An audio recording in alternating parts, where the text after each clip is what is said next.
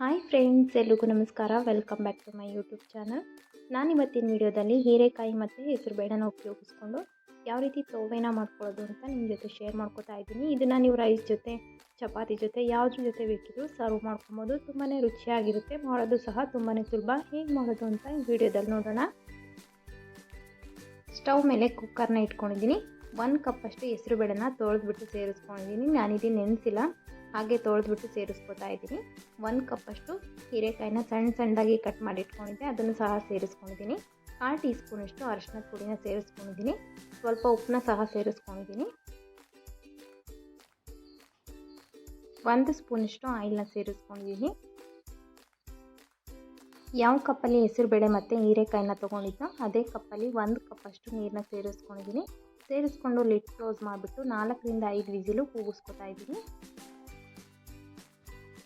ಹೆಸರುಬೇಳೆ ಮತ್ತು ಹೀರೆಕಾಯಿ ಬೇಯೋಷ್ಟರಲ್ಲಿ ಒಗ್ಗರಣೆ ಮಾಡ್ಕೊಳ್ಳೋದಕ್ಕೆ ಸ್ಟವ್ ಮೇಲೆ ಒಂದು ಬಾಣಲಿನ ಇಟ್ಕೊಂಡಿದ್ದೀನಿ. ಬಾಣಲಿ ಬಿಸಿ ಆದಮೇಲೆ 3 ಸ್ಪೂನಷ್ಟು ಆಯಿಲ್ನ ಸೇರಿಸ್ಕೊತಾ ಇದ್ದೀನಿ. ಆಯಿಲ್ ಬಿಸಿ ಆದಮೇಲೆ 1/4 ಟೀ ಸ್ಪೂನಷ್ಟು ಸಾಸಿವೆನ ಸೇರಿಸ್ಕೊತಾ ಇದ್ದೀನಿ. 1/4 ಟೀ ಸ್ಪೂನಷ್ಟು ಜೀರಿಗೆನ ಸೇರಿಸ್ಕೊತಾ ಇದ್ದೀನಿ. ಸಾಸಿವೆ ಮತ್ತು ಜೀರಿಗೆ ಚಿಟಪಟ ಅಂತ ಸಿಡಿದ್ಮೇಲೆ ಚಿಟಿಕೆಯಷ್ಟು ಹಿಂಗನ್ನ ಸೇರಿಸ್ಕೊಂಡಿದ್ದೀನಿ. ಹಿಂಗೆ ಆಪ್ಷನಲ್ಲು, ಬೇಡ ಅಂದವರು ಸ್ಕಿಪ್ ಮಾಡ್ಬೋದು. 1 ಸಣ್ಣದಾಗಿ ಕಟ್ ಮಾಡಿ ಇಟ್ಕೊಂಡಿರುವಂಥ ಈರುಳ್ಳಿನ ಸೇರಿಸ್ಕೊಂಡಿದ್ದೀನಿ. ಸ್ವಲ್ಪ ಹಸಿ ಕರಿಬೇವಿನ ಸೊಪ್ಪನ್ನು ಸಹ ಸೇರಿಸ್ಕೊತಾ ಇದ್ದೀನಿ.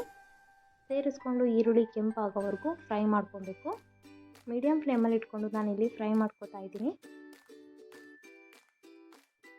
ಈರುಳ್ಳಿ ಸ್ವಲ್ಪ ಫ್ರೈ ಆದ ನಂತರ ಸಣ್ಣದಾಗಿ ಕಟ್ ಮಾಡಿ ಇಟ್ಕೊಂಡಿರುವಂಥ 4 ಹಸಿಮೆಣ್ಸಿಕಾಯಿನ ಸೇರಿಸ್ಕೊತೀನಿ. ನೀವು ಒಂದೇ ಸಲ ಈರುಳ್ಳಿ ಜೊತೆನೇ ಹಸಿಮೆಣ್ಸಿಕಾಯಿನ ಸೇರಿಸ್ಕೊಬೋದು. ನಾನಿಲ್ಲಿ ಸ್ವಲ್ಪ ಫ್ರೈ ಆದ ನಂತರ ಸೇರಿಸ್ಕೊಂಡಿದ್ದೀನಿ. ಈರುಳ್ಳಿ ಮತ್ತು ಹಸಿಮೆಣ್ಸಿಕಾಯಿ ಚೆನ್ನಾಗಿ ಫ್ರೈ ಆಗಿದೆ ನೋಡಿ. ಇಷ್ಟು ಫ್ರೈ ಆದ ನಂತರ ಸಣ್ಣದಾಗಿ ಕಟ್ ಮಾಡಿ ಇಟ್ಕೊಂಡಿರುವಂಥ 1 ಟೊಮೊಟೊನ ಸೇರಿಸ್ಕೊಂಡಿದ್ದೀನಿ.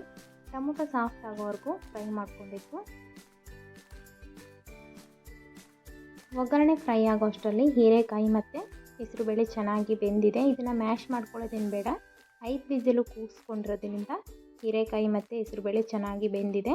ಇಷ್ಟು ಬೇಯಿಸ್ಕೊಂಡ್ರೆ ಸಾಕಾಗುತ್ತೆ. ಇದನ್ನು ನಾನೀಗ ಒಗ್ಗರಣೆಗೆ ಮಿಕ್ಸ್ ಮಾಡ್ಕೊತಾ ಇದ್ದೀನಿ. ಒಗ್ಗರಣೆ ಈಗ ಫ್ರೈ ಆಗಿದೆ. ಬೇಯಿಸಿಟ್ಕೊಂಡಿರೋಂಥ ಹೆಸರುಬೇಳೆ ಮತ್ತು ಹೀರೆಕಾಯಿನ ಸೇರಿಸ್ಕೊತಾ ಇದ್ದೀನಿ.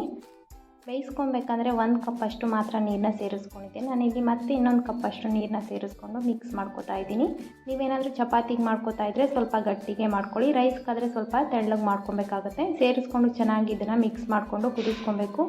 ಸ್ವಲ್ಪ ಹಸಿ ವಾಸನೆ ಹೋಗೋವರೆಗೂ ಚೆನ್ನಾಗಿ ಕುದಿಸ್ಕೊಬೇಕಾಗುತ್ತೆ. ನೋಡಿ ಎಷ್ಟು ಚೆನ್ನಾಗಿ ಬಂದಿದೆ ಅಂತ.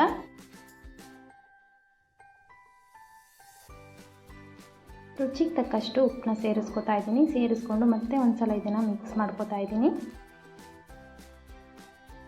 ಲಿಡ್ ಕ್ಲೋಸ್ ಮಾಡಿಬಿಟ್ಟು 5 ನಿಮಿಷ ಕುದಿಯೋಕೆ ಇಟ್ಕೊತಾ ಇದ್ದೀನಿ. ಮೀಡಿಯಮ್ ಫ್ಲೇಮಲ್ಲಿ ಇಟ್ಕೊಂಡು ನಾನಿಲ್ಲಿ ಕುದಿಯೋಕೆ ಇಟ್ಕೊಂಡಿದ್ದೀನಿ. ಮಧ್ಯ ನೀವು ಕೈ ಆಡಿಸ್ತಾ ಇರಬೇಕಾಗುತ್ತೆ, ಇಲ್ಲಾಂದರೆ ಹೆಸರುಬೇಳೆ ಆಗಿರೋದ್ರಿಂದ ತಳ ಹಿಡಿದ್ಬಿಡುತ್ತೆ. 5 ನಿಮಿಷ ಆಗಿದೆ ನೋಡಿ ಎಷ್ಟು ಚೆನ್ನಾಗಿ ಕುದಿ ಬಂದಿದೆ ಅಂತ. ತುಂಬಾ ರುಚಿಯಾಗಿ ಸಿಂಪಲ್ಲಾಗಿ ನೀವು ಇದನ್ನು ಮಾಡ್ಕೊಬೋದು. ತುಂಬಾ ಟೇಸ್ಟಿಯಾಗಿರುತ್ತೆ. ಕೊನೆಯದಾಗಿ ಸಣ್ಣದಾಗಿ ಕಟ್ ಮಾಡಿ ಇಟ್ಕೊಂಡಿರುವಂಥ ಸ್ವಲ್ಪ ಕೊತ್ತಂಬರಿ ಸೊಪ್ಪನ್ನ ಸಹ ಸೇರಿಸ್ಕೊತಾ ಇದ್ದೀನಿ. ಹೀರೆಕಾಯಿ ಮತ್ತು ಹೆಸರುಬೇಳೆ ತೋವೆ ಈಗ ರೆಡಿ ಆಗಿದೆ. ನೋಡಿ ಎಷ್ಟು ಚೆನ್ನಾಗಿ ಬಂದಿದೆ ಅಂತ. ಈ ವಿಡಿಯೋ ನಿಮಗೆಲ್ಲ ಇಷ್ಟ ಆಗಿದರೆ ನಿಮ್ಮ ಮನೇಲಿ ಒಂದು ಸಲ ಟ್ರೈ ಮಾಡಿಬಿಟ್ಟು ಹೇಗೆ ಬಂತು ಅಂತ ಕಮೆಂಟ್ ಮಾಡಿ ತಿಳಿಸಿ. ನಿಮ್ಮ ಫ್ರೆಂಡ್ಸು ಫ್ಯಾಮಿಲಿ ಜೊತೆ ಎಲ್ಲ ಶೇರ್ ಮಾಡ್ಕೊಳ್ಳಿ. ಮೊದಲನೇ ಸಲ ನಮ್ಮ ಚಾನಲ್ನ ನೋಡ್ತಾ ಇದ್ದರೆ ದಯವಿಟ್ಟು ಸಬ್ಸ್ಕ್ರೈಬ್ ಮಾಡಿಕೊಂಡು ವಿಡಿಯೋನ ನೋಡಿ. Thank you.